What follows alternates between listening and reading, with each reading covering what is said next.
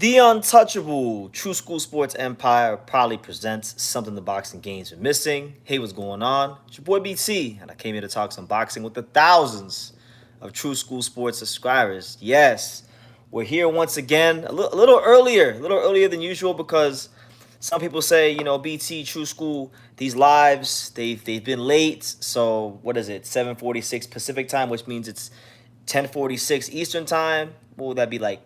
I don't know, 8:46 Central. I got my time zones mixed up, but we're here. We're here talking boxing again, and it's good to be here. It's good to be seen. It's good to just be alive, honestly, because over the years you see I see so many people lose their lives, so it's good to be just get a chance to come here and do what I like to do, which is talk boxing. So I'm gonna be here for the next hour or so, maybe even longer, because I did start a little earlier today, so we'll feel it out. We'll see what kind of audience we get. We'll see what kind of feedback we get, and we'll see what kind of boxing we can talk today. Because yeah, it's been a couple days since I went live, so definitely want to go ahead and talk some boxing. As far as Canelo and Berlanga, I just want to let everybody know, because I don't think I've said anything about it here on the channel, but I will be covering Canelo versus Edgar Berlanga. Fight week starts tomorrow here in Vegas. I'll be at the Grand Arrivals. I'll be at the press conference. I'll be at the media workouts. I'll be at the weigh-in, and I'll be at the fight itself. So if you see me anywhere at any of these events, you go ahead and you say what's up to your boy BT in the untouchable True School Sports Empire. I always love to interact and talk to and chat with the fine folks and the viewers here on True School Sports. But man, what's going on, people? Get your questions in. Get your questions in. I want to talk some boxing. I want to talk some boxing. So if y'all got any questions, thoughts, concerns, if you're spirited and you're passionate and your heart's on fire about anything going on in the sport right now, let it be known in the chat. I know there's a lot to talk about. I mean, we got this fight with Canelo and Berlanga. We got Turkey Al-Sheikh with his $20 pay-per-views. We got what else is there? Ryan Garcia calling Terrence Crawford overrated. All kinds of stuff. So I'm waiting for the comments to trickle in. But I guess while I'm sitting here waiting for the comments to trickle in, make sure y'all smash that like button. For those of you that are here, for those of you watching the playback, make sure you guys smash that like button, because those likes go a long way towards telling YouTube that you guys like the content I put out here in the boxing talk that's being displayed. One thing I will say, and I was thinking about this earlier on today. I was thinking about this because Caleb Plant is on this undercard for Canelo Berlanga, and Caleb Plant's a guy that, it's funny, most fighters these days in boxing, they can't seem to build any value after just one loss. Caleb Plant's one of the few fighters that I think has been able to actually build and grow his fan base more after losses. And so he's fighting McCumby on the card for the WBA regular title. I actually think, and this may be I don't know if this qualifies as a bold prediction, but I'll say if there's one fight on this card where I think there will be an upset, I'm going to say it's Caleb Plant versus McCumby. Why? Because Caleb Plant hasn't fought for a year and a half. Caleb Plant hasn't been active, and no matter how much you train in the gym and what you do work on, for the most part, inactivity does play a factor in ring rust is a real thing. And McCumby has been fighting. He's been on Pro Box. He's been fighting on Pro Box, delivering some good performances. He's a dangerous guy. He can punch. The only thing for McCumby is, can he get in position to actually land the big shots? Can he get in position to actually, land the kind of shots that he needs to land to win this fight? That's really the main thing for him. But I just, even in Caleb Plant's best performances, and I'm a big Caleb Plant fan. I've been following Caleb Plant now for almost 10 years, 8.5 to be exact. Even in like the Jose Uzcategui fight, where he boxed very well in the first half of the fight and got some knockdowns, Caleb Plant faded, and Caleb Plant had to grind out those last 3.5 rounds to get through that fight. And for all the skills he does have, for all the confidence he fights with, Caleb Plant's biggest, I would say, Achilles heel, his biggest weakness in his career has been his gas tank, or lack thereof. So for that reason, I'm putting him on a mild upset alert. I'm not putting him on full blown upset alert, but I'm putting him on mild upset alert because I think he's still smarter than McCumby, he's still more experienced. He should find a way to win this fight, but his stamina, lack of stamina in the back half of fights, combined with lack of activity, I think it's gonna be it can make this fight a lot more interesting than people think it'll be. But shout out to my boy Tank Williams with the first comment. He says Berlanga is a hype job. It's a PBC payday. Well, he's not even a PBC fighter. He's a matchroom fighter. Um, I fully understand why everybody's saying he's a hype job. Uh, but we'll see. We'll see. I personally don't think Edgar Berlanga is gonna get stopped. I think Edgar Berlanga is gonna go the full distance with Canelo.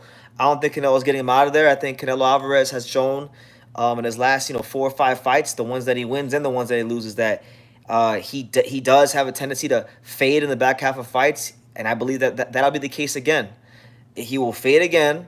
All right, he'll win because he's a more skilled guy. He's better counter puncher, all that stuff. But Edgar will have just enough pop, be just big enough, just young enough, just fresh enough, and he will go the distance. Canelo wins by decision. Probably I'll say 118, 110, something like that.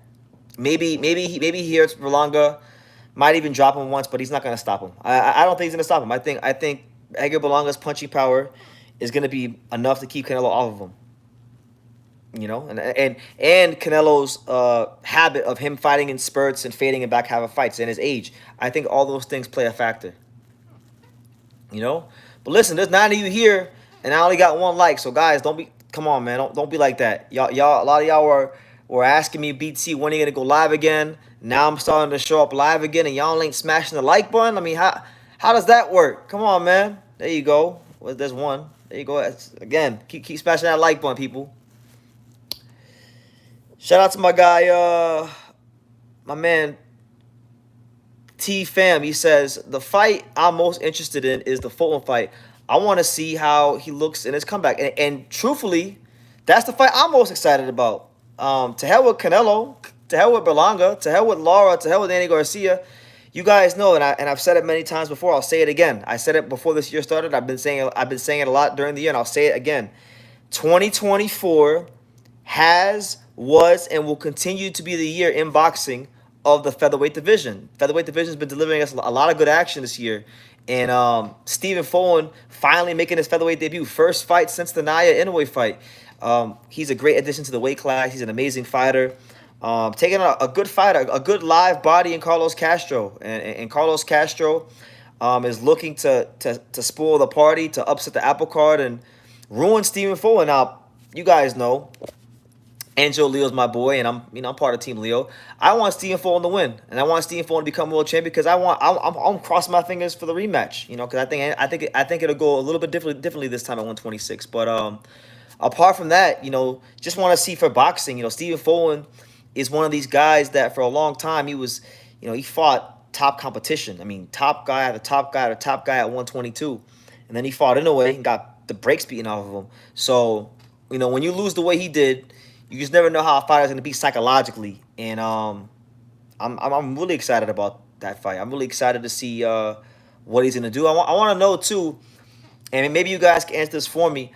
I want to know, where do you guys think Stephen Fulton is going to – what route is he going to go? Because right now, as it stands at featherweight, he's not ranked in the IBF, but he's ranked in the WBC, he's ranked in the WBA, and he's ranked in the WBO.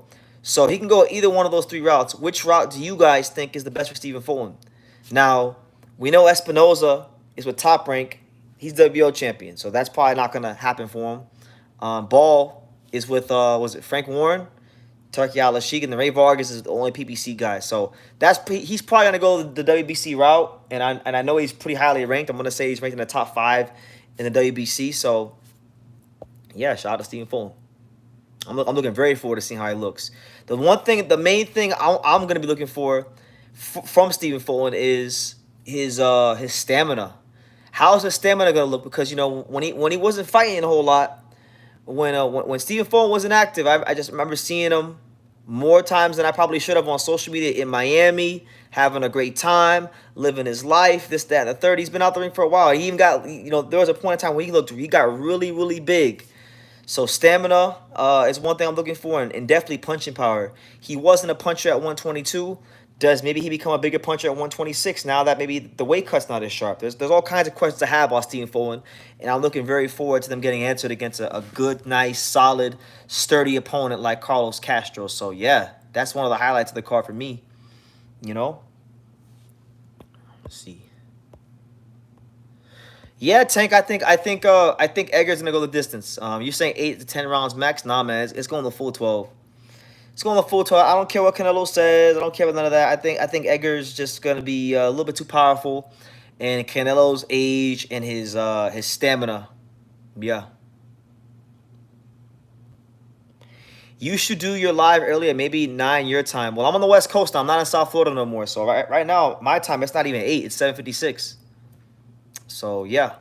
And I look at my numbers, even when I was in South Florida, when I look at my numbers, most of my viewers don't come from the East Coast. They come from the West Coast. The East Coast don't show your boy BT love like the West Coast do. That's why I moved out here, because the East Coast don't show me love like that. So I had to I had to move out west.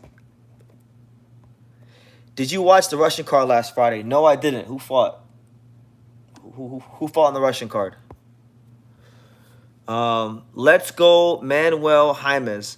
I gotta watch him fight tonight before I go to sleep. I know he's fighting Rolly. I haven't watched him fight yet. I'm gonna watch him fight before I go to sleep tonight.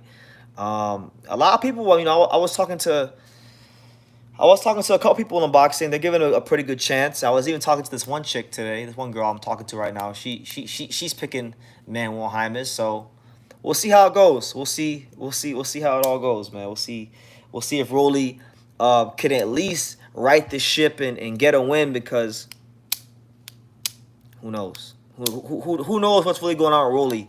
Who knows if his heart's really in it in boxing? Because the last couple of times I've seen Rolly in person, just in person, like at the media workouts, and then I saw him last December at the WBA convention, and we spoke for like 30 minutes or so. Rolly hasn't really felt the same, like being in his presence since the Tank loss. It hasn't felt the same. He hasn't necessarily, in my opinion, been the same person. So I'm curious to see how he responds, because I was also there when Pitbull knocked his block off, and he didn't know where he was at. So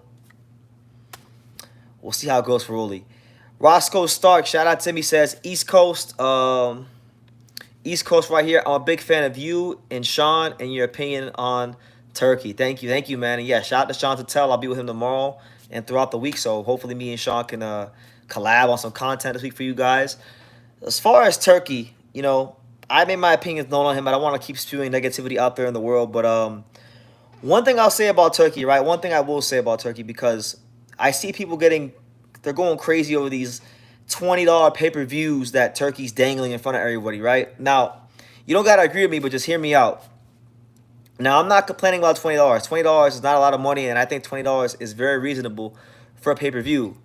However, when we talk about the Saudis, whenever the Saudis were mentioned to us, the Americans, we're always told how the Saudis have all this money to burn. It's not about turning a profit over for them. And it's not about really just making money. It's more so about using boxing to advertise their country, aka sports washing. So with that being said, if it's not about turning over a profit, and they really do have all that money to burn, why do the Saudis continue to make fights on pay-per-view and put them behind paywalls? Because look, they're gonna put Anthony Joshua on pay-per-view here in America on DAZN. Now, $20 is not a lot of money, but Anthony Joshua is not a pay-per-view fighter in the USA. He's a pay-per-view fighter in England. So if you're putting a guy on pay-per-view in America, and I know it's not all about America, but I'm speaking for the... If you're putting a guy on pay-per-view who's never been on pay-per-view in the United States of America, even if it's $20, it's $20 that people, never had to pay to watch him fight. And, they'd have to pay $20 to watch AJ, not just AJ, but like they're paying $20 and they're getting Mark Chamberlain and Joshua Buatsi and these guys that the American public doesn't really know or care much about. So all I'm saying is this: I'm not against the $20 pay-per-view price point. I just don't think it's sustainable, because, yeah, you could do it for like Joshua versus Dubois, but could you do it for Terrence Crawford versus Canelo? Could you do it versus, like, I don't know, like bigger marquee fights? I don't think the math will quite work. The numbers won't add up. So I don't think it's going to be anything great for boxing long term. And and speaking from the American perspective, I don't think it's a great thing, because people who have DAZN in America, They can't just watch Anthony Joshua as part of their own subscription like they have for all these other fights. No, they're gonna have to pay $20 to watch a fight. Daniel Dubois, which is a good fight. I like that fight, but I'm saying he's not a pay-per-view fighter in America, and that's what I'm getting at. So, yeah, jury's still out for me on Turkey. I'm not really the biggest fan, so to speak. Tank says, if she's putting out, you are putting in. Correct. Correct, sir. Correct. We'll leave it at that. Rolly has been playing a lot of video games and shit this summer. I don't know if he's taking camp seriously. I mean, look, man, the Rolly's made good money in boxing. He actually really is an overachiever. The kid started boxing when he was super young. So, you know, I'll be honest with you. I'm not sure Rolly's gonna box much longer. Even if he wins this fight, I have this gut feeling, this inclination that Rolly won't be fighting, 3 fights from now. That's just my opinion. You know? My man Hurricane says there were some solid up-and-comers. Okay, I'll have to check them out. I don't really know those guys, but I'm gonna check them out. There's always good talent coming from Russia. I'm a fan of a lot of Russian boxers, so shout out to Russia. YCS, what's good, champ? Good to see you. What's good, man? I'm just chilling. The night before fight week begins. Funny enough, 4 days ago, September the 5th, it marks the completion of my 9th year covering boxing here on True School Sports, and I'm very blessed to be able to get this far. And now we're at the beginning of year 10 for me. And funny enough, we're kicking off year 10 with a bang. It's my first time covering a Canelo Alvarez fight, so I'll be covering this fight. I'll be covering the Canelo fight, my first one ever. And you guys know that on this channel, there is a long history when it comes to I guess you could say Canelo videos. If you guys know, if you watched me over the years, I don't really have that disdain for Canelo I had 3 or 4 years ago. I'll be honest with you. I don't really have that disdain I had for anybody in life that I had 3 or 4 years ago. I think I was a bit of a different person 3 or 4 years ago. You change, you evolve over time. Or at least you should be if you're maturing. But yeah, it'll be cool to be there and take it in because Canelo fights are huge. They're big fights, and whatever I've seen at Gervonta Davis fights, which are also very big, I would be led to believe I'm going to see triple that tomorrow. Starting tomorrow. So it'll be a good experience, and I know I'll get you guys some good content and some good interviews, and yeah, keep supporting the channel. Valiant says, congrats on 9 years. Yeah, man, I can't believe it's been 9 years. I don't feel old at all because I'm not old, but time's just going by. Time is going by, and I guess they say time does fly by when you're having fun. Congrats, bro. September 5th marks the 2nd year at my company. Okay, shout out to you, man. Shout out to you on 2 years. It's always good to get that stability going. Can Edgar Berlanga pull off the upset? And 704 Joe, shout out to him, tip of the cap to him. Longtime viewer. He says, does Berlanga have a chance? I think he does have a chance. Maybe I'm gonna be called crazy, but nobody's questioning his punching power. He's got a puncher's chance for sure. It's just I don't know if he has the IQ to land the shots he needs to land to really hurt Canelo.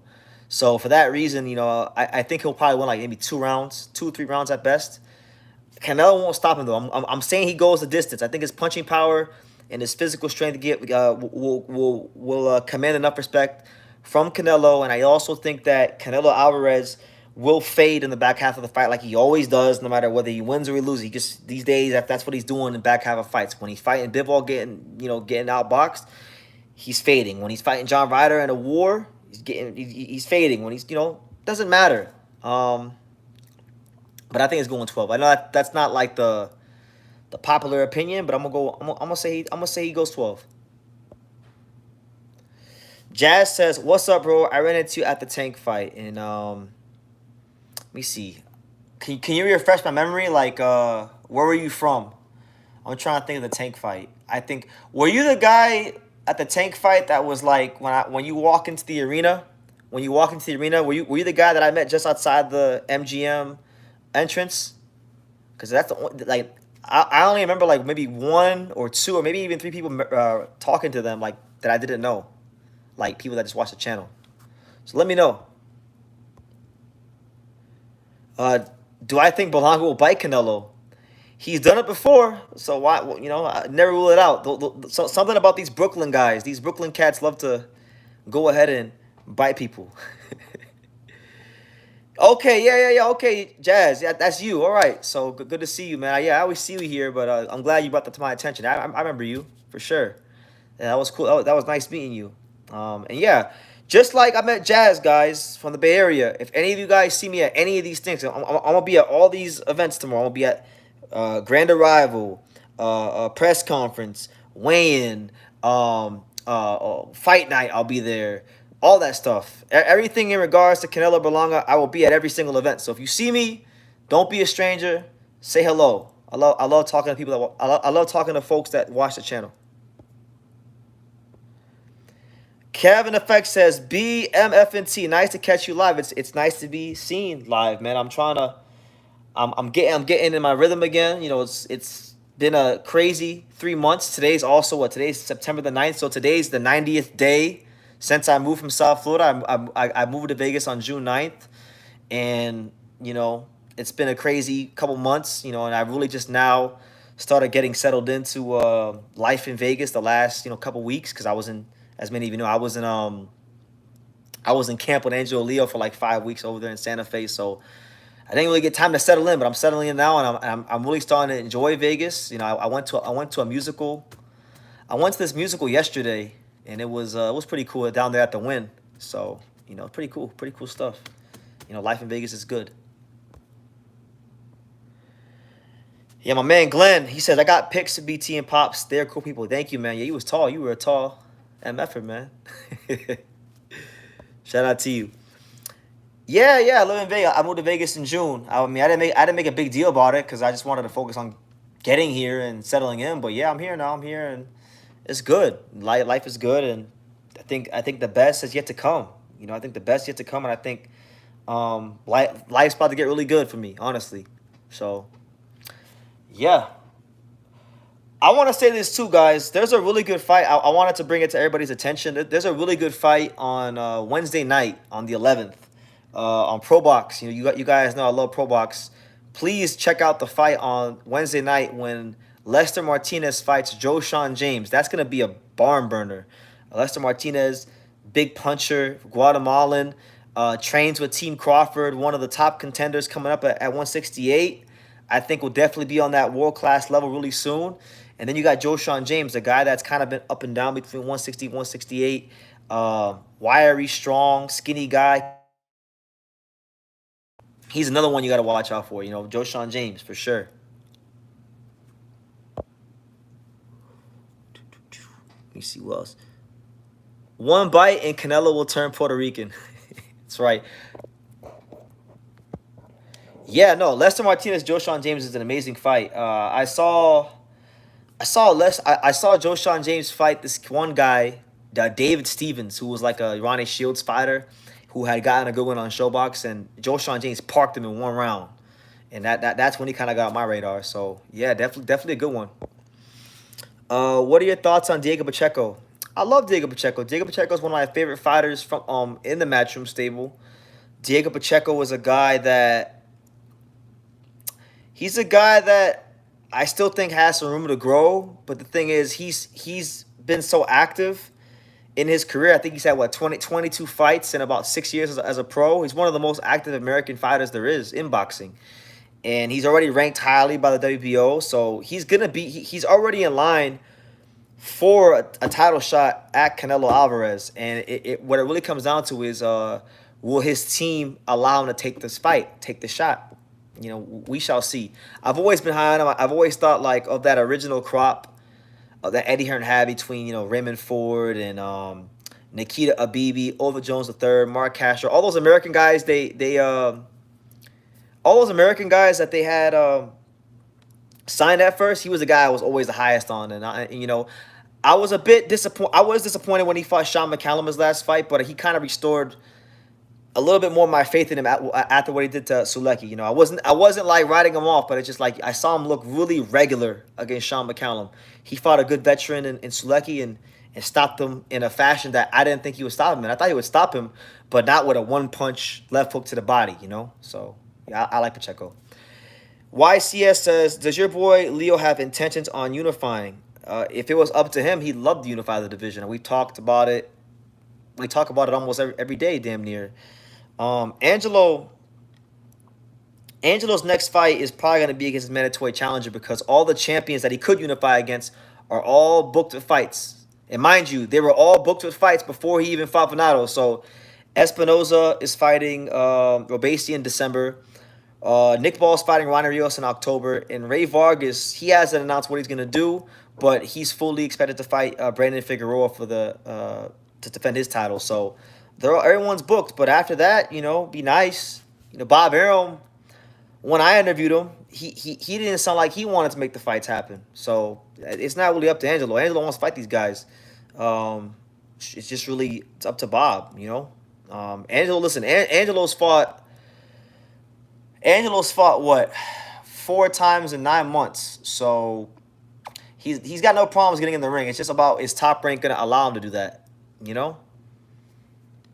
Kameda will probably be the next because I would anticipate Kameda to be the mandatory. He's next, and then God willing, I would like a unification, preferably Rafael Espinoza if he beats if he beats Robesi in the rematch, or Ray Vargas. I know he really wants to fight Ray Vargas because Angelo wants to win the WBC. He's never held the WBC, and he's Mexican American. So you know every Mexican American kid, the first belt they see is WBC belt. So I know that's a dream of his.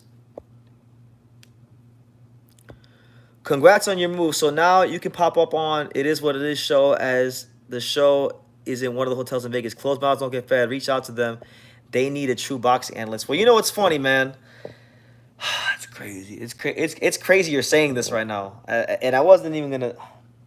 I don't even want to say anything. I don't want to say anything. All I'll say is last night something cool happened, but I don't know if anything's going to come of it, but something cool in regards to that particular show happened with me, but I can't really say anything about it because I don't know if anything's gonna come of it, you know. So it's the ball's on their court. It's not on my court, but we'll see. But all I'll say is last night Cameron met me last night in Vegas. That's all I can say.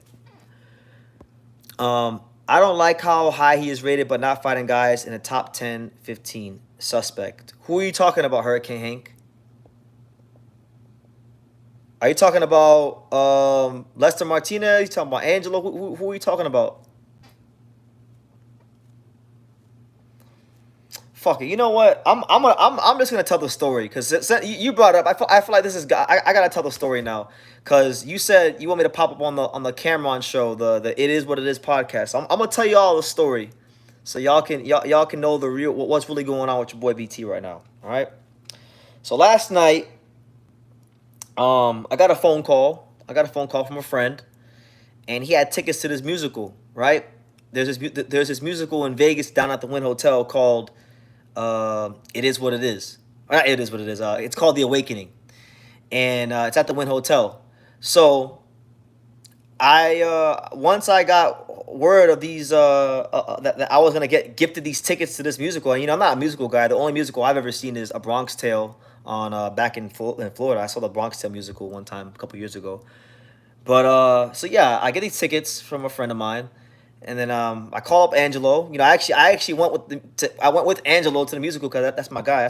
That's like one of my best friends is Angelo. So me and Angelo actually went to go see this musical, and I'm just going to the Wynn to watch a musical. Like I'm not going to the Wynn Hotel to go like, you know, reach out to Cameron or go do any of that. So I go there. We go watch this musical. It was cool. Go and get some food real quick. And then I tell Angela, I said, hey, man, let me show you the Blue Wire Studios where I did the Sean Porter Way podcast. Because the same studio where they have the Sean Porter podcast, they have where Cameron does his podcast. It Is What It Is podcast. So I walked there. It was last night. It's like maybe like, what, 9? I'm going to say, actually, it was around this time yesterday, around 8:15, 8:30-ish yesterday. At the Wynn Hotel. I go down there, and we're walking, and you know I'm eating like a pistachio. I'm eating a mint chocolate chip ice cream, and there's Cameron just sitting right there, And mind you, I'm not like, I can't, like, he can't hear what I'm saying because the studio has a bunch of plexiglass and it's soundproof, so he can see me but he can't hear me. So I'm trying to get the guy's attention. I'm saying, "Yo, what's good, man? What's good?" Hitting the door, hitting the window. He don't know who I am. So then I came up, well, Angelo helped me come up with the idea to type something on my phone and like put it up to the window so he could see what it is I'm trying to get his attention for. So I typed up, like, I put like I heard you guys looking for a boxing analyst, comma, I'm your guy. So I get his attention and I show it to him, right? I show Cameron what I had typed on the screen. He looks at it, he looks interested, and he said, "Hold on." He says, "Give me 1 minute." So then, like, maybe like 1 or 2 minutes goes by, and then he sends his security guard out, this big, like, 6'5", 350-pound behemoth to come get my information. And then like, they open the door to the studio. Cameron's like off in the distance. I can see Cameron off in the distance, but I can't really like talk to him because he's like way off in the distance. And I gave him my number, and they said they'll call me soon. So they could be bullshitting, they could be telling the truth, but I reached out. So the ball's in their court. If they want me on the podcast, I'd love to go on there and do some boxing analysis for the It Is What It Is podcast. So that's my little story. That's my story. So I'm giving them, that's my story, and I'll leave it at that. You know. People got to know Berlanga and Danny been training hard for these opportunities. Now come September 14th, it's do or die for all the marbles. Fools fighting Edgar.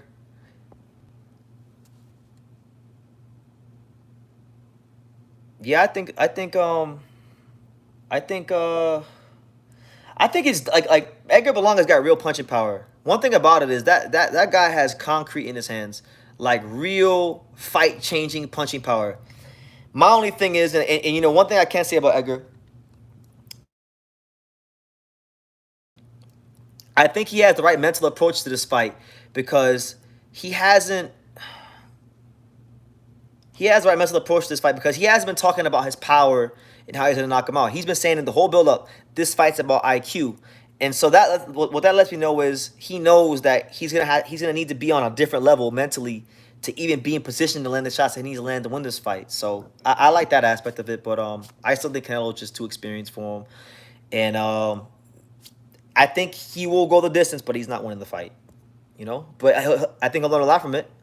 And look, I hope I'm wrong. Please, Edgar, prove me wrong. I would love for Edgar to prove me wrong, just because I think this would be the biggest win for a Puerto Rican fighter in well over a decade.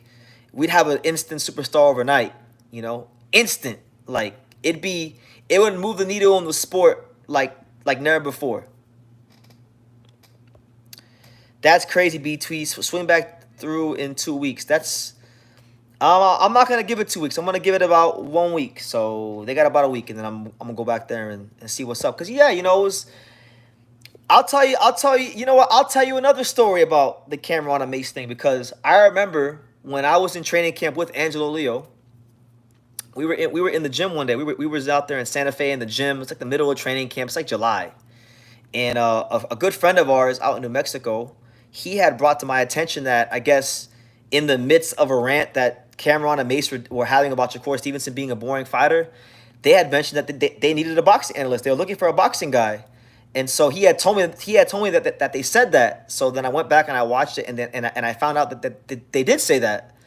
And so that's kind of where I even got the idea to go down there, because if that was never brought to my attention, I would have never even have thought about that. Because I'm a fan of Mason Cameron, but like what are the chances that I was gonna go to the Wynn Hotel at the perfect time and see Cameron there? It's just one of those things. So we'll see what God does with it. If it's meant to be, something will come of it. If it's not meant to be, then I'll just keep doing what I'm doing here on True School Sports.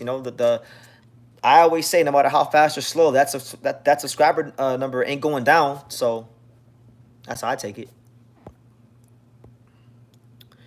Yeah, my man Valiant says he likes Edgar Berlanga's coach. Yeah, Mark Ferre. Mark Ferre's a fantastic person. He's also a big fan of True School Sports. So shout out to Mark Ferre.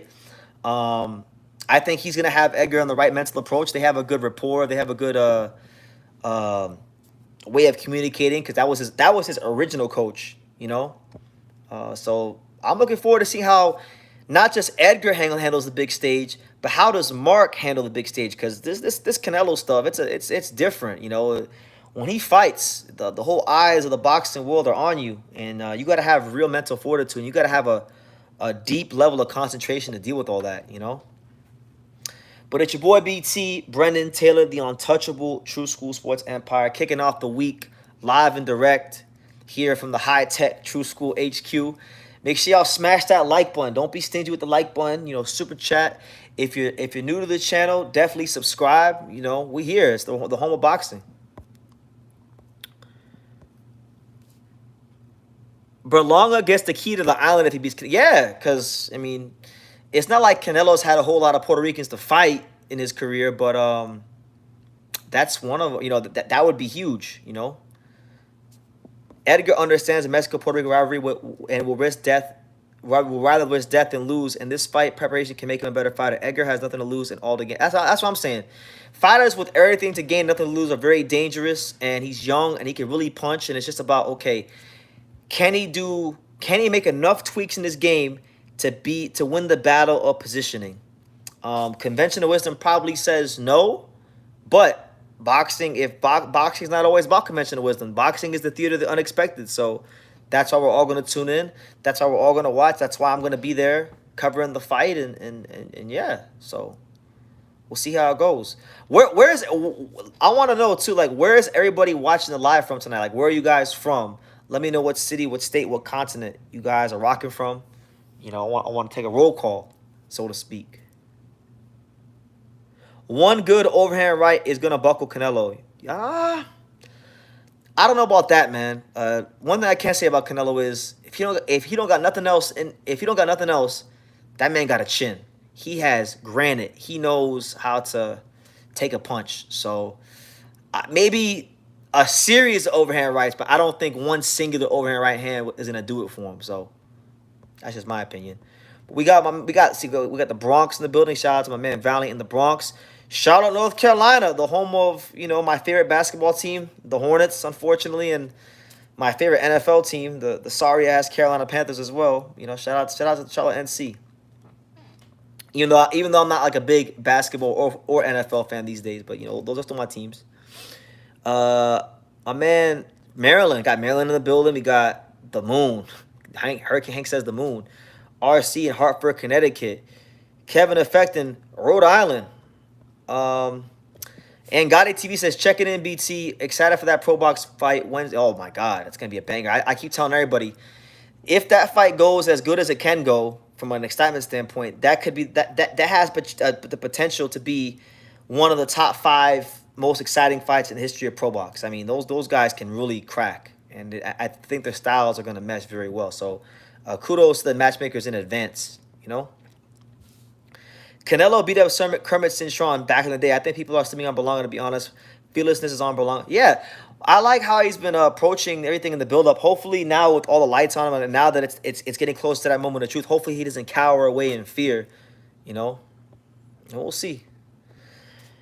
Bay Area in the building. Yeah, shout out to the Bay Area. The girl I'm talking to, she's from the Bay Area. So, you know, tip of the cap to the Bay Area. Michael out there in Athens, Georgia. Shout out to you. Got South Carolina. Dennis from South Carolina. Bay Area, stand up. Shout out to the Bay Area. Shout out to the San Francisco 49ers. I know they're playing right now, or at least they were playing. They're playing the Jets earlier. So, yeah, Bay Area in the building. Oh, you know what? There is a fighter on the undercard. There's a fighter on the undercard of this whole Canelo card. Way down on the prelims. I want to bring this fighter's name to your guys' attention. My man Jonathan Lopez. You know, he's a prospect or a contender, I should say. He's not a prospect. He's like number 5 in the IBF, but really promising talent. Featherweight, southpaw, power puncher. I think he's like 21 or 22 years old. He already has a win against Eduardo Baez, and anybody who knows the featherweight division knows Eduardo Baez is pretty tough. He has a win against him, wound up dropping him, and I think he could do something. I don't think he'll be a featherweight for very much longer because he already looks like he's filling out into that like 130 frame. But yeah, watch out for him. Oh snap! Is that Tim Bradley? That is Tim Bradley, my main man, Tim Bradley, one of the Hall of Famer himself, one of my favorite welterweights. What's good, champ? California's in the building. Timothy Bradley's here, people. Yeah, man, I'm looking forward to Jonathan Lopez, cause I know I got a fighter in Florida that I know who sparred him, and I heard good things about him. And I'm really interested to get a good look at him because like I've seen some highlights. I've been reading about him a little bit. I've watched a couple interviews, but it's different when you see these guys in person. It's different when you talk to them because then you can get an idea of like what the temperament is like. And so it's weird. Some fighters, you watch them fight on TV, and they don't look as good. They look better in the ring in person than they do on TV. And then there's some guys that look not as good in the ring, but they look better on TV. It's weird how that works with boxing sometimes. Yeah. Yeah, Tim Bradley, yeah. Yo, what's up, man? Hope all is well, man. Hey, everyone here, make sure you guys show respect to the Hall of Famer Timothy Bradley, one of the realest out there. You know, they say a lot of things about him. They say this, they say that, but one thing you can't say about Tim is he knows this box. You know, he even shows the guys like like me and Sean Zattel love. So I gotta always show love to Tim because he don't gotta do all that. Tim Bradley wants to know, how is Jonathan Lopez's defense? From what I've seen so far, his defense is not the worst. You know, he's a good reflex fighter. He's a southpaw. He can move a little bit, but I don't know. I haven't watched enough of him to have an honest opinion on that. Because the fights of his I watched were just him just beating the hell out, like just mowing these guys down. The fight of his I need to go watch is the one against Eduardo Baez because that's the most veteran name. But from what I've seen so far, his defense wasn't bad. It wasn't like Jarrett Hurd defense or anything like that or anything leaky like that. From what I remember, I wish Tim and Khan would have fought after Khan beat Maidana and Tim beat Devin Alexander. What's funny is when I had Tim on the channel about a year and some change ago, maybe longer than that, and Tim was saying that, look, these guys like Floyd, they're getting exhibitions, they're making that money doing exhibitions. Well, okay, let Tim Bradley said he wouldn't mind coming out of retirement to really do a fight. I don't know if he said exhibition or a fight, but he said he wanted to get in there with Khan. That's still on his mind. Do I make anything of Jadir Herrera? I don't know anything about Jadir Herrera, but I write his name down because I love when the subscribers mention guys' names I never heard of, and then I go and I watch them and I learn more about boxing. So a lot of times you guys don't even realize you guys be educating me about boxing because remember, there's like 18 weight classes in boxing now. It's hard to know everybody, Jadir Herrera, let me see. He's Cuban. Jadir Herrera, Cuban, 15-0. Oh man, he looks kind of crazy. 15-0, 13 knockouts, southpaw. And he's fighting, I think, on the Nick Ball card, right? August the 5th. He's fighting August 5th against Oliver Flores, 31-5-2. I'll check him out. Let me say, Tim, Edgar's coming to smash. Brother, I got 10K on Berlanga. And then Tim told Antonio, he said, I promise you, Antonio, you're going to lose your money. Yeah, Antonio, I think you lose your money. But Tim, you may disagree with me on this, Tim, but I personally don't think a lot of people are picking Canelo by knockout.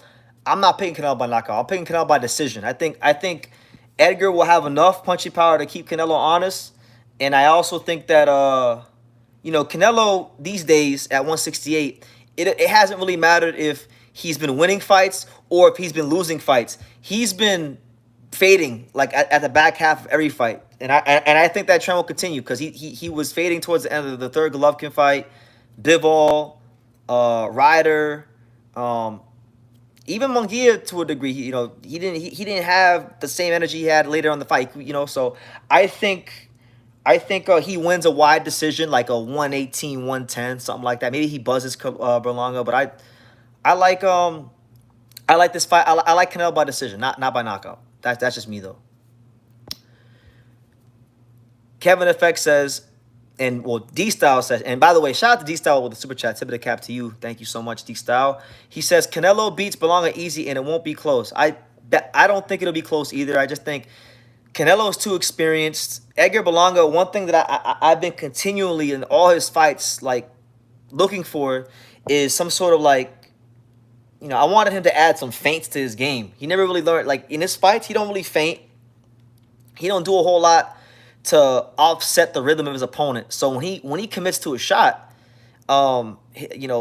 these guys like Canelo and forget Canelo, Marcelo Cocedes was able to pick up on the timing of Berlanga. So if the Marcelo Cocedes of the world can work that out, you don't think a guy like Canelo can? So yeah, I think he winds up losing the fight pretty clearly, but I don't think he'll get stopped.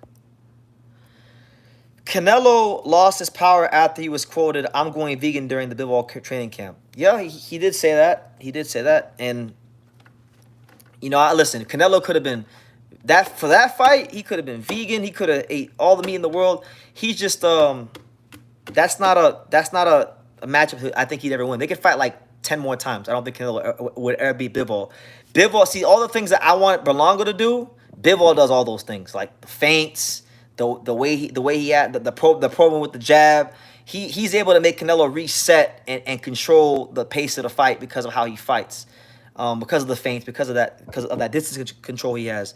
So yeah, he would never beat Bivol, but that fighters have to, when they lose these fights, these big fights, they always gotta come up with a reason why they didn't win. Like for example, when Venado Lopez lost to Angelo Leo, he said, well, Angelo was dirty. Angelo did this, Angelo did that. And the reality is, no, you just lost. What was it? Klitschko. Was it Vladimir? I think it was Vladimir when he lost to Corey Saunders or Lamont Brewster. I can't remember which one it was. But he was saying something about, like, they put, like, too much icy hot on his leg or something like that. It was a ridiculous excuse. But, like, that's part of the game. I mean, fighters put so much into training camp, and they put their life into this that when it doesn't go right on the night, a lot of them, they just can't. They can't bring themselves to actually say that the guy across the ring was really better than them, So, it's just how it goes. Tim Bradley says, left hook, and it'll be night-night. Yeah, I can see that, too. I can see that, too. Berlanga don't got the best defense in the world. I don't know. If Canelo hits him early, if he's able to find that shot early, okay, I think he'll get him out of there. But if this fight gets to, like, let's say round 7, 8, 9, which I know all around people think that Canelo's gonna stop Berlanga in, I don't think he's gonna stop him. I think Canelo's age and him fading in the back half, is gonna show itself again, and he will go the distance. But he'll win. He'll counterpunch him. He'll do his thing. He'll make him miss, make him pay. And it'll be a good performance. And then people will ask him the question again, when are you gonna fight Benavidez? And he gonna tell us, I can do whatever I want because I am Mexican. So that's how it's gonna go. Bivol is too busy, too cerebral for Canelo. I think Bivol is so cerebral at times that he's almost too cerebral for his own good. Bivol is such a cerebral fighter that he will never deviate from his game plan, which is very intriguing to me because I think he may need to be a bit I don't want to say less cerebral, but I think he may need to pull out all the stops to be better BF, because people keep saying Bivol is just gonna outbox better BF. He's gonna do this, he's gonna do that. And truth be told, I think better BS boxing skills are very slept on. You saw what he did to Callum Smith, and I know Callum Smith is not, Bivol, but Callum Smith was highly regarded. A lot of people were picking him to win, and you saw better BF set traps with that power jab. You've seen it in the past. If you've watched his career, the duration of his, he knows how to set traps with the power jab. He knows how to move and counter on you. He's more than just a knockout artist. See, people got a twist with better BF. They think because he's a knockout artist, he lacks boxing skills. But what they fail to realize is it's the boxing skills that unlock him, that unlock the abilities for him to be a knockout artist. He wouldn't be getting these knockouts. He wouldn't be getting these knockouts against a tall, lanky, intelligent boxer puncher like Vosdick, and then a slick a southpaw like Marcus Brown. He wouldn't be able to deal with all these styles if he was just a knockout artist. You have to have a very high level of IQ to fight the styles he's fought, the amount of different styles he's fought, and get the same result, the same outcome every time, which is a stoppage. So I think people are severely underrating Better Beer's boxing skills, and I think they're gonna find out when they do fight. And it's a great fight. That's the most significant fight in boxing this year. To me, it's the best finisher and one of the most complete fighters in boxing versus the most the purest boxer in the sport. That's my opinion, because Bivol is really good at transitioning from offense to defense to defense to offense. He can do it seamlessly, but it's gonna be a much different task, but Better Beer in front of him. Mark my words on that one. Shout out to my guy Hoops Combo. He says, "I'm new to this channel. Who do you favor between Tank and Shakur if they ever fought?" Well, first of all, tip of the cap to you and welcome to the channel. As far as that fight, I've gone back and forth on it many times. At first, I've for years I said Shakur. I think Shakur's footwork would give, not footwork, but like his balance. I think his balance and the way he's able to make these guys reset his distance control, I think that would be the difference in the fight.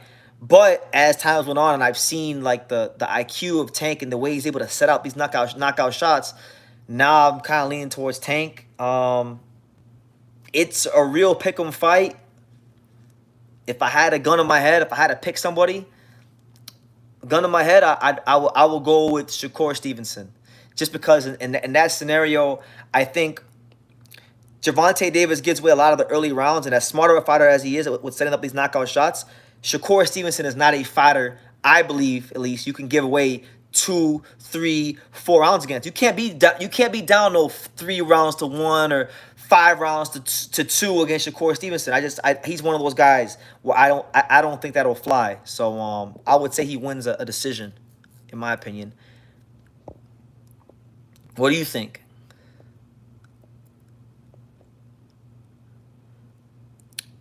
Yeah, no, Valiant. Better BF's an amazing, honestly, and call me crazy. Don't be surprised that Better BF outboxes Bivol in this fight. He's that good of a boxer. He hasn't had to really outbox anybody because these guys can't take the power. You know, he's actually just boxing. He's boxing these guys, and yeah, he'll throw some big shots here and there, and they get hurt, and he wears you down. But like if Bivol is durable enough to take these shots that Better BF's gonna dish his way, don't be surprised that Better BF outboxes them. And I'm telling you guys, he's that good. He is that good of a technical fighter. People get it misconstrued. I'll be honest with you guys. I'm probably higher than Artur Beterbiev than most people. Like I think the world of the guy. I think Artur Beterbiev is in the running. I'm not saying he is, but I'm saying he is in the running for being the most complete fighter in boxing. Like even more than a guy like Bivol. Like Bivol is a great fighter, but he don't got the power like that. He got everything else, but he don't got the power. Beterbiev doesn't necessarily move like Bivol, but he can move. You know, he's not going to do the Soviet thing, but he can move. He can counterpunch, he can slug, he can box, he can set traps with the jab on the back foot. He does a lot, and it just goes so ridiculously unnoticed because that's how good he is at knocking people out. He's so good at knocking people out that people just disregard the fact that he's the full package. And you better appreciate that. You appreciate Bivol and Beterbiev because they're both great, but really and truthfully, you guys better appreciate Beterbiev while he's here, because we'll be waiting a long time to get one like him when he's done. Would you rather sell 1 million pay-per-view buys or have 10 million views on your fight on YouTube? That's a great question. Depends on how much of the percentages on the 1 million buys do I keep? Answer that question. Slide Encounter says Shakur will fight Tank like he did. De Los Santos uses reflexes and leap out of exchanges and play it safe. Tank looking for that Yeah, yeah. I actually don't think it'll be that. It could be an exciting fight, but I think Shakur will win an uneventful fight, and people will say, "Wow, he's a really good boxer, but he's still he still ain't exciting, but he's great." You know, they'll at least say he's great. Hopefully, they can make that fight happen. I'm tired of seeing Tank fight these guys. Like Ryo was a cool fight, but I don't give a damn about it. Who like do any of you guys really give a damn about Shakur versus Ryo? I mean not Shakur, Tank versus Ryo. I sure as hell don't. Get like I feel like the fight's been marinated enough. I don't like the fact that Shakur's with Turkey now because he's gonna be there for at least two, like this fight and another fight, and they're gonna jack up his market value. They're gonna jack up his market value, and he's not gonna really. I feel like it's gonna make it harder to negotiate a fight.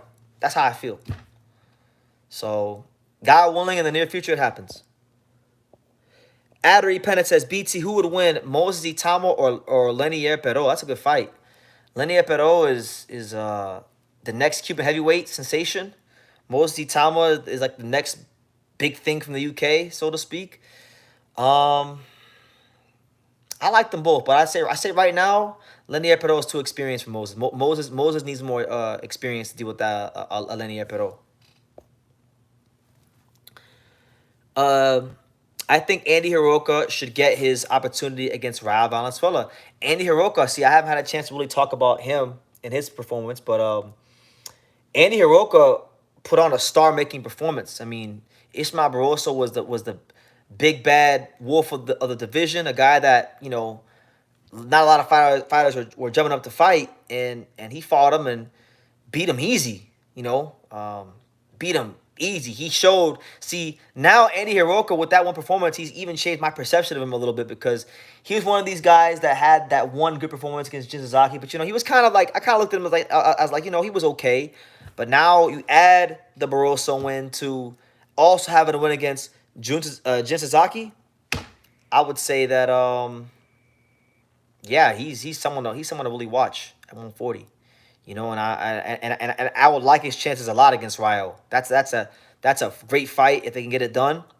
Ryo is an explosive southpaw power puncher who can box, as is Handy Hiroka. So they're kind of very similar in that regard. I'm not sure what the heights are. I would be led to believe that Andy Hiroka is a little more tall than Ryo, but yeah, be a hell of a fight. Milky Way says 10% of pay-per-view buys. If it was up to me, I'd say 10 million views on YouTube is better because it puts more eyes to the sport. Yeah, I like that. Yeah, for sure. 10 million views. I mean, 10 million views on anything is great. But yeah, um, I just got done doing a video. I haven't put it out yet, but I was just ranting on in a video that I did earlier today, where I said that I'm tired. I don't care if a fight is $20, $50, or $80. I would like to see boxing get to a space where there's less paywalls being put in front of the fight. So, like for example, um, Anthony Joshua is not a pay-per-view fighter here in America. He's a pay-per-view fighter in England, but the boxing fans in America who have the zone are gonna get price gouged to pay pay-per-view for a guy who's not a pay-per-view fighter in this country. So I don't like that, and I feel like it's killing. In a sense, it is killing the visibility of boxing and fighters. And my thing is, it kind of raised my eyebrows because I'm constantly told about how much money the Saudis have and how Turkey has this and Turkey has that, and how it's not about making money. It's not about turning over a profit. Um it's not about turning over a profit. It's about advertising Saudi Arabia. So my thing is, if that's what it's about, and you really got money to burn like that, then why are all these super cards? Why are all these super cards in Saudi on pay-per-view? If you really have money like that, if it's not really about turning over a profit, if you really wanted to advertise your country, wouldn't you have your fights, um, on a free stream platform and not the zone? Wouldn't you be on network television? I mean, these are just questions I have. I'm not trying to hate or nothing like that. I'm just saying that the math ain't mathing. Idel Perez, Compton in the building. What's good? Hope all is well. Good to see you, champ.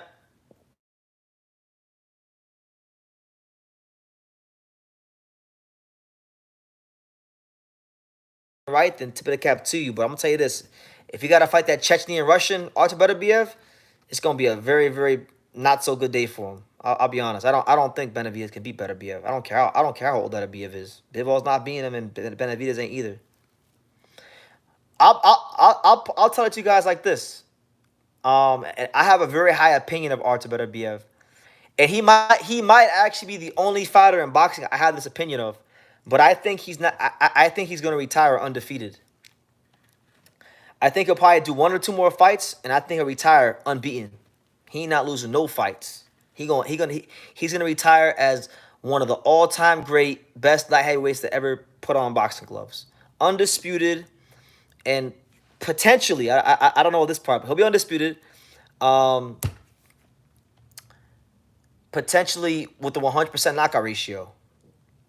That's he's in my opinion. I don't think he's gonna do more than maybe one or two more fights. I could even see the Bivol fight being his last fight because his objective in boxing has always just been to collect all the belts. So he could just knock out Bivol. He could knock out Bivol, beat him, and retire undefeated, undisputed with all knockouts. 21-0 with 21 knockouts. That's it. That's how highly I think about Beterbiev. I don't think of any fighter in boxing as far as in that ring, skill-wise, what they bring to the table. I don't think of nobody higher than Beterbiev. Not even some of my own friends. BT, is Robert Garcia the trainer of the year? Well, look, Ryle got an upset against Pitbull Cruz. Virgil got a gift. I'm sorry, but Virgil did not beat Boychuk. They gave him a gift, so I'm not counting Virgil. And Bam stopped Guy Estrada in sensational fashion. So he's definitely in the running. He's probably going to win it. He'll probably be the front runner. A couple guys that I think deserve some consideration, all right, would be Shingo Inoue, because Naya Inoue gets all this praise, but his dad don't really get the praise. So I think Shingo Inoue deserves consideration. Let me see who else deserves consideration. Was it Anatoly Lomachenko? I think him. I think he trains Usyk. Him.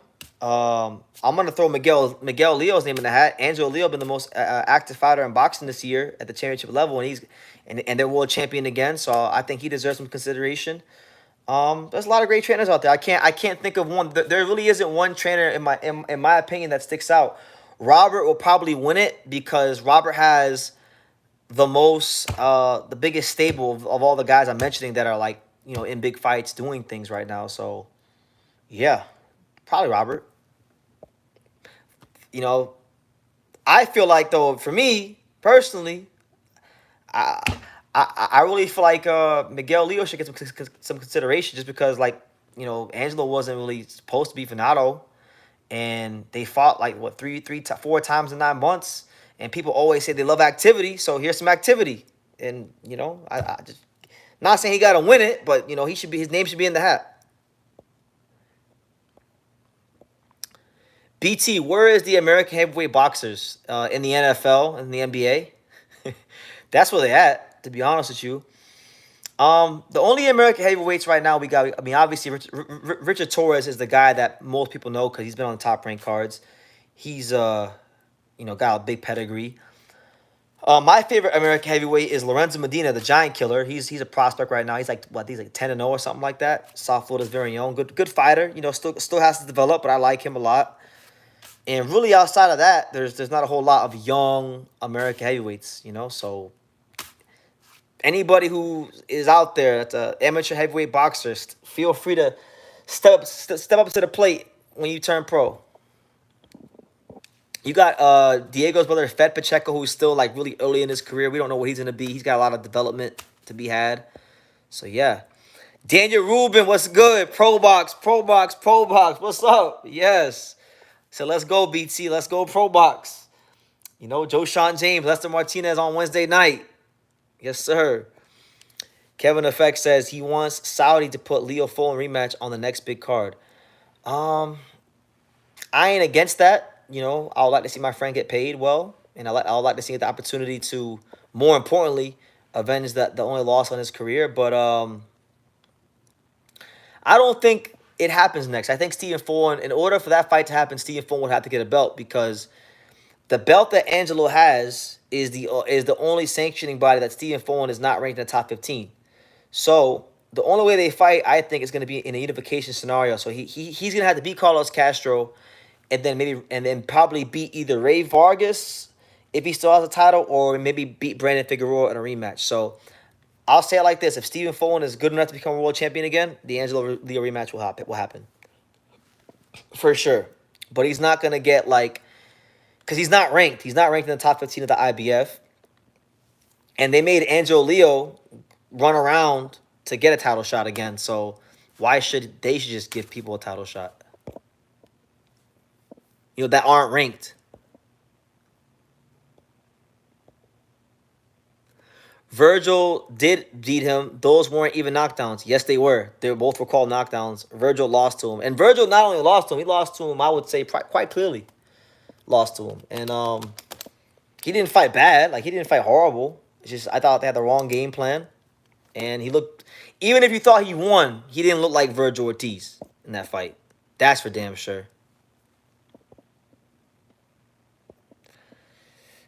For heavyweights, I like to see Caballero versus Parker. Yeah, Caballero's been making a lot of noise. He's been doing his thing. He beat Makhmudov, and then he beat, who else did he beat? Makhmudov, and then he beat somebody else who was better. I can't remember right now who else we beat. Guys, refresh my memory. Caballero beat Makhmudov, and then who else did he beat after Makhmudov? Let me Google this. I'm drawing a blank.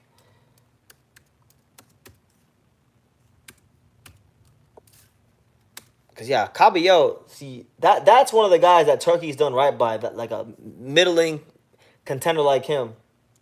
Frank Sanchez, there we go. Frank Sanchez. So, two really good wins against, guys that people weren't necessarily, highly interested in fighting. Like a higher risk, low reward guys like Sanchez, like Makhmudov. And he looked good against both of them. So, he definitely deserves a fight with a guy like Joseph Parker, for sure. BT, Brian McIntyre would be a very good trainer for the heavyweight Joshua Edwards. I like Joshua Edwards. Joshua Edwards is a friend of the channel, friend of the program. I feel like he got screwed like many American boxers did at this past Olympics. And I don't know, man. I don't know if I agree with that, though. Like, Bomac's a great trainer. But one thing that Stacey McKinley, my good friend, my good buddy, one of my best friends in boxing, Stacey McKinley, great trainer. Trainer of many world champions. One thing I learned from him many years ago was that no matter how great a trainer is, just because he was good training, welterweights or light heavyweight or lightweights or guys from lower divisions, not everyone can train heavyweights, because you got to understand how heavyweight boxing works. You got to understand the psychology of heavyweight boxing. You got to understand the mental makeup of heavyweights. They're wired a bit differently than most fighters. And he kind of explained this to me many years ago. So I don't know if I agree with that, because I'm not saying he can't, but I don't recall Bomac really training any heavyweights, And you can't train, I'll tell you this right now, you can't train these heavyweights to go in there and fight like Terrence Crawford. Because they go in there fighting like Terrence Crawford, sometimes, abandoning that defense for offense, you're going to get knocked the hell out. Straight up. Because, Terrence Crawford, sometimes he gets hit and then he sees red and he goes crazy. You can't do that in the heavyweight division. Otherwise, you get knocked out. So I don't know if I would agree with that. But I like Joshua Edwards, and if Joshua Edwards feels that's a good fit and they talk and it happens, then cool. Robert Garcia, Anthony Joshua project was a failure. Yeah, I mean, it didn't work out like that. But to be fair, Robert Garcia was tasked with a very difficult it was a difficult task of beating Usyk. I mean, Usyk is one of the hardest fighters in boxing to beat right now. Arguably, you could say even the hardest fighter to beat in boxing. Definitely one of the hardest fighters to beat in boxing. So I'm not going to blame him too much for that. I thought Joshua actually performed well in that fight. They only had one fight together, so Anthony Joshua didn't really give it time. Anthony Joshua, and I'm a big AJ fan, but Anthony Joshua has been acting a lot like Oscar De La Hoya, changing trainers, like he changes clothes. De La Hoya trained with everybody. He trained with Robert Alcazar, Mayweather Sr., Emmanuel Stewart. I mean, who am I missing? He trained with he had so many trainers, and Joshua's done the same thing. You know, Robert McCracken, then Derek James, and then Robert Garcia. Now he's a Ben Davison. It's like, okay, if Daniel Dubois beats the brakes off Joshua, is he gonna get rid of Ben Davison too? Daniel Rubin says the best thing in the world. Yes, yes, Daniel. The Florida Panthers, the greatest show on ice since Disney on Ice. That's right. Hockey season's in 30 days, less than a month. Happy, but shout out to everybody here. We're an hour and 10 minutes in. It's your boy BT, the untouchable True School Sports Empire. You know, going live, talking my shit. You know, speaking my piece about boxing the night before Canelo-Berlanga fight week starts, and I will be covering the fight. So I'll be at all the fight week stuff, the grand arrivals tomorrow, press conference the next day, media workouts, weigh-in, and fight night. So if you see me at any of these events, don't be a stranger. You feel free to say hi, you know. Jamal Charlo's career has never been the same since he said, "We blackball and boo-boo. R.I.P. that man's career." Yeah, and look, these days I'm pretty indifferent towards Andrew. I mean, I'm a big fan of his skills in the ring, but I hate how his career played out. But at least for Andrew, right? Even though he got beat up by Benavidez, at least he got paid. You know, he got paid some good money. Was in a good fight. Jamal Charlo ain't doing nothing, and his life's been going to, for lack of a better term, his life's been going. It's been going to shit since all that happened. So, you're right. And I wish Jamel Charlo well. I hope he get his life in order, and get some things straightened out, because you know, whether you love a fighter or don't like a fighter in the ring, you never wish bad for them outside the ring. At least I don't. You know. Team Casemiro here, October. That's right. John Rio Casemiro is back. All right. He's taking on Saul Sanchez. Treasure. Was it Treasure Promotions? Treasure Boxing Promotions. I think that's what it's called. Yeah, man. Look, I don't know what Casemiro has left in the tank, but you know, best luck to him. You know, it's a good little fight against Saul Sanchez, who just had a really good fight earlier in the year with Maloney for the 118 title, bantamweight title. Listen, people think I'm crazy, but I'm of the mindset that if Casemiro does go ahead, if he goes ahead and he beats if he goes ahead and he beats Saul Sanchez, don't be surprised if Inoue gives Casemiro the fight. I'm sorry, that's still a big fight. It is. That fight would still move the needle in Japan. I don't care. Nobody said. I don't care how washed Casemiro is. You know. Landslide says the Earl Spence beating was so bad. If he takes another loss, he might as well hang up the gloves, especially after the bad accident he had. I'll be honest. I'm surprised he hasn't hung him up already. Because before the Carver fight, Errol Spence didn't strike me as a fighter who was still in love with boxing. Like, he was kind of just a guy that was going through the motions. And yeah, I think that maybe he's got one more fight left, and that'll be it. Because Errol Spence already has everything secured in boxing. Like, he got the money. He's got, you know, he's been in some good fights. I know he's got a nice big house out there in Texas and out in the country. And I've you know, not gonna talk too deeply about it, but I know what area he stays in. It's a nice area, so he's good. Like, he's well off, you know. TBP promotion, bro.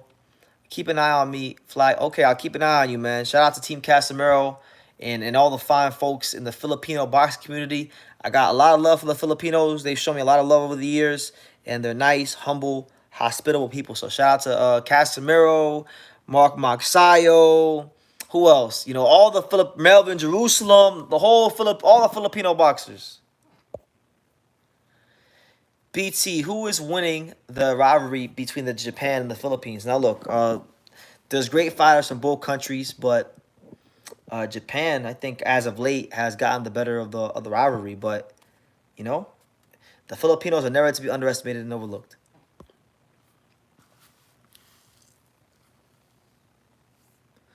That's what I'm saying, man. Kevin Effect. I don't like how Casemiro got stripped either. I don't like that Inoue had a chance to, not had a chance to, he became undisputed beating Paul Butler, which to me is ridiculous. People give Terrence Crawford a bunch of criticism and flack for the fact that he beat Julius Ndongo, but Julius Ndongo was a legitimate champion who went on the road and knocked out undefeated fighters and outboxed Ricky Burns. Like, Paul Butler did not deserve to be anywhere near a world title, an undisputed world title fight with Naoya Inoue. And the least he could have did in the fight was at least try to win. He didn't even try to win. So it's a sad state of affairs. Really and truthfully, it is. You know.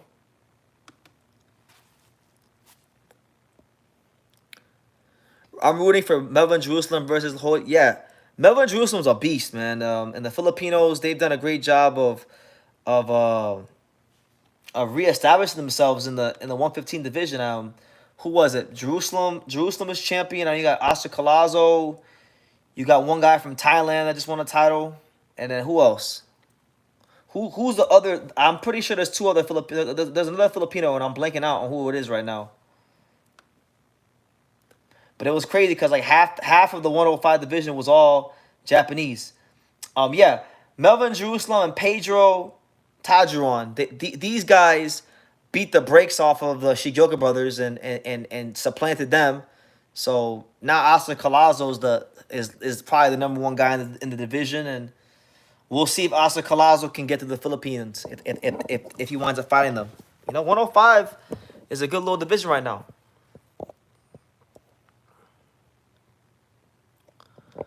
He said that's bullshit. Japan has money. Watch when Justin Valoria. Oh no, look, man. That's not bullshit. Recently, I mean, Melvin Jerusalem and Pedro Tajuan, they're really the only ones that have been holding it down for the Filipino fighters. But apart from them two, a lot of Filipino fighters have not been beating Japanese fighters. I mean, maybe what? Vince Paras? Okay, so what is that? 3? Vince Paras? Yeah, okay. Vince Paras, Pedro Tajuan, and Melvin Jerusalem. So yeah, they're in better form now, but they've been struggling against the Japanese before this little patch of form.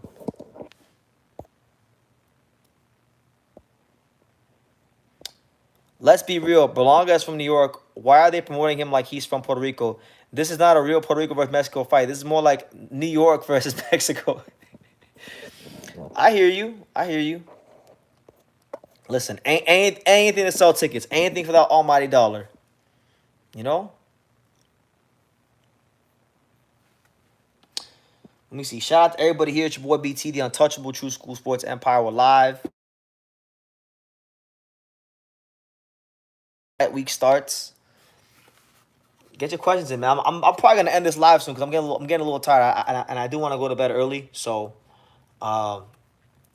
I'll give it like 3 to 5 more minutes, and then I'm gonna get up on out of here. But yeah, man, y'all keep supporting the channel. Things been going good this year. I feel like this year has been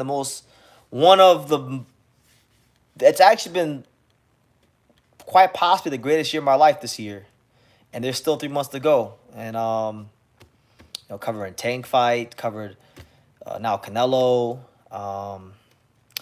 Angelo won the world title in dominating fashion. I was part of that training camp. Went to both of Angelo's pro box fights. What else? It's been a lot of cool stuff. The Panthers won the Stanley Cup. That was amazing. Moved to Vegas. So, life's been good to BT, your boy BT. And I'm sure the best is yet to come. So,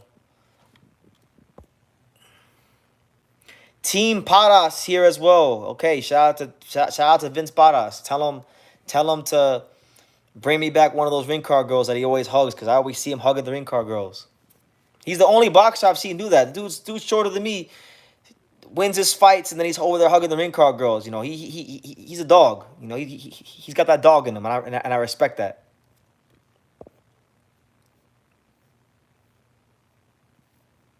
A lot of you guys believe in Edgar Berlanga. That's good. I hope Edgar puts up a fight and gives us a night to remember. Where's Pops? We need another True School Sports fight cup. Yeah, man, I miss my dad. My dad's in North Carolina, so he went his way. I went my way, but we still talk. I love my dad. I want to get him on here again soon. It's just so there's so much going on. So yeah, you're right though. We do need someone that I could like feed off of. Me and Sean Tatar are supposed to do like a podcast soon, but you know we're still working on that. So hopefully we'll have some for you guys in the near future. But look, on that note, I'm gonna get up on out of here because I want to get some rest, and I just want to come on here, say what's up, tip of the cap to everybody, shout out to everybody who stopped by, shout out to Tim Bradley who was here earlier, and yeah, I'm gonna get out of here. You guys take care, and like I say in every single one of these videos, you can love me or you can hate me, but I'm just a kid from Daniel. So until next time, take care, guys.